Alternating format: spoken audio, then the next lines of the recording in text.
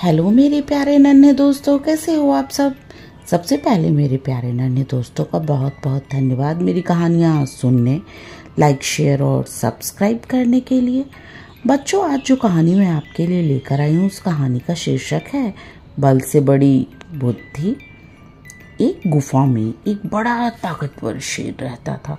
वो प्रतिदिन जंगल के अनेक जानवरों को मार डालता था।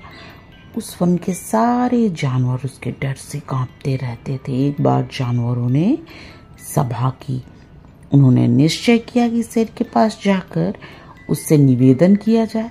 जानवरों के कुछ चुने हुए प्रतिनिधि शेर के पास गए। जानवरों ने उसे प्रणाम किया। फिर एक प्रतिनिधि ने हाथ जोड़कर निवेदन किया, आप इस जंगल के राजा हैं। आप अपने भोजन के लिए प्रतिदिन अनेक जानवरों को मार देते हैं, जबकि आपका पेट एक जानवर से ही भर जाता है। शेर ने गरज कर पूछा, तो मैं क्या कर सकता हूँ? सभी जानवरों ने निवेदन किया, महाराज आप भोजन के लिए कष्ट न करें। आपके भोजन के लिए हम स्वयं हर दिन एक जानवर को आपकी सेवा में भेज दिया करेंगे। आपका भोजन हर दिन समय पर आपकी सेवा में पहुंच जाया करेगा। शेर ने कुछ देर सोचा और कहा, यदि तुम लोग ऐसा ही चाहते हो तो ठीक है, किंतु ध्यान रखना कि इस नियम में किसी प्रकार की ढील नहीं आनी चाहिए। उसके बाद हर दिन एक पशु शेर की सेवा में भेज दिया जाता।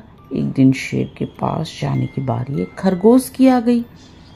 खरगोश बुद्धिमान था। उसने मन ही मन सोचा, अब जीवन तो शेष है नहीं, फिर मैं शेर को खुश करने का उपाय क्यों करूं?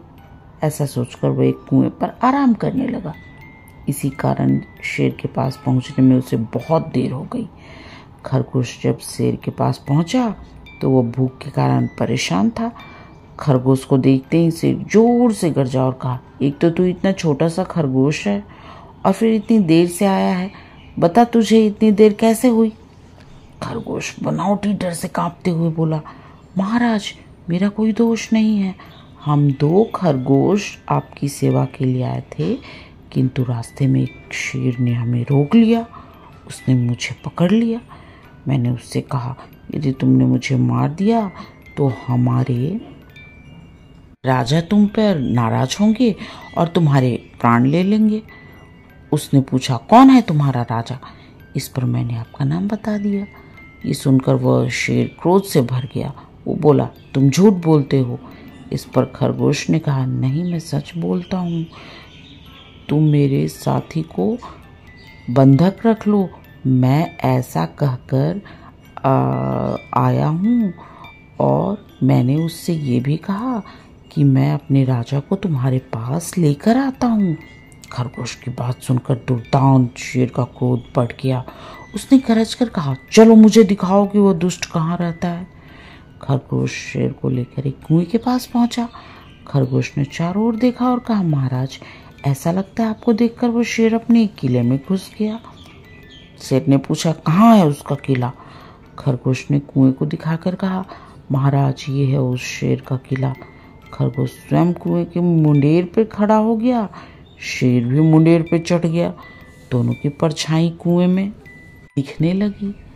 खरगोश ने शेर से कहा, महाराज देखिए वो रहा मेरा साथी खरगोश, आपके पास आपका शत्रु खड़ा है। शेर ने दोनों को देखा। उसने भीषण गर्जन किया।